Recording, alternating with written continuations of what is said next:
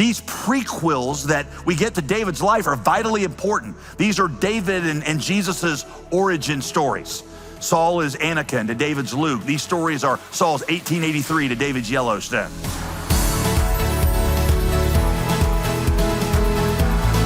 If you got your Bibles this weekend, and of course I hope that you do, 1 Samuel chapter 9.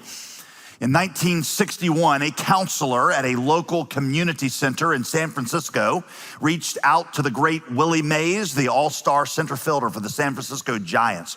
The counselor needed help with a 14-year-old boy that he was working with. The kid, he said, showed a lot of promise. He was tall, he was muscular, he was good looking, he was very charismatic. But recently, this young man had made a number of disastrous choices. Most recently, robbing a liquor store, and his life was starting to spiral out of control. The young man suffered, this counselor believed, from a lack of positive male role models. And the counselor thought if this young man could just spend some time with an all-star athlete like Willie Mays, well, maybe this kid could get his life back on track. Willie Mays was this kid's hero. And so this counselor knew it was a long shot, but he reached out to Willie Mays and asked if he could just bring this teenager by. Surprisingly, Willie Mays accepted the invitation and he volunteered to spend an entire afternoon with this teenager. Not one time in that afternoon did he talk to the young man about crime or gangs or staying out of trouble.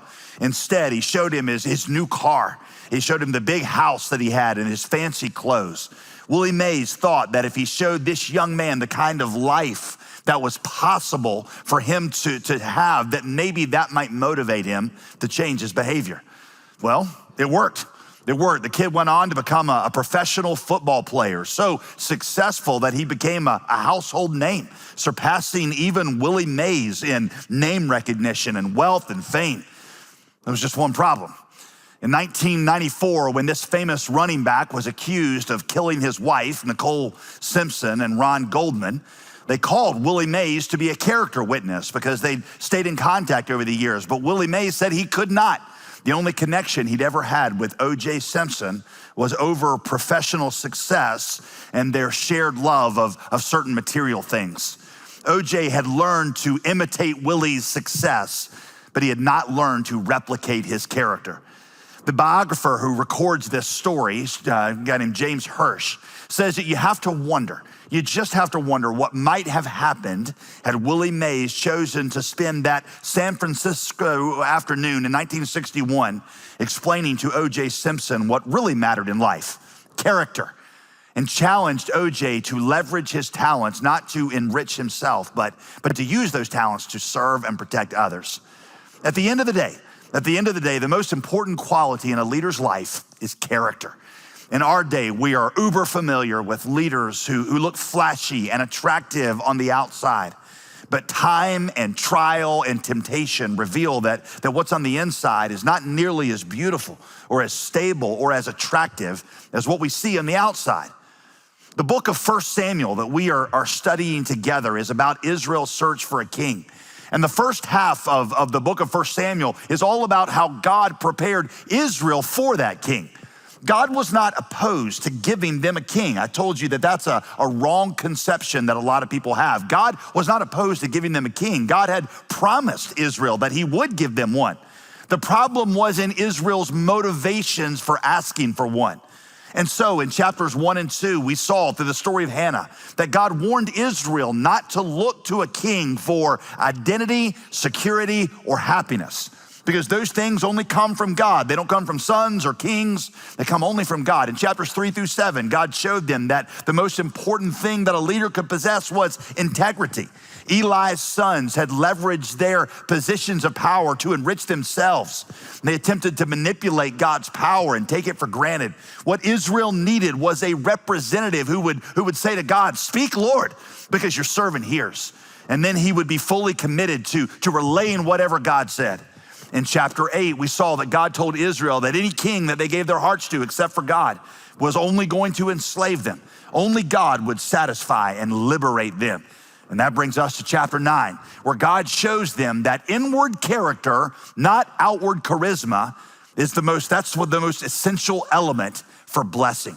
We are going to see this through the life of a man named Saul.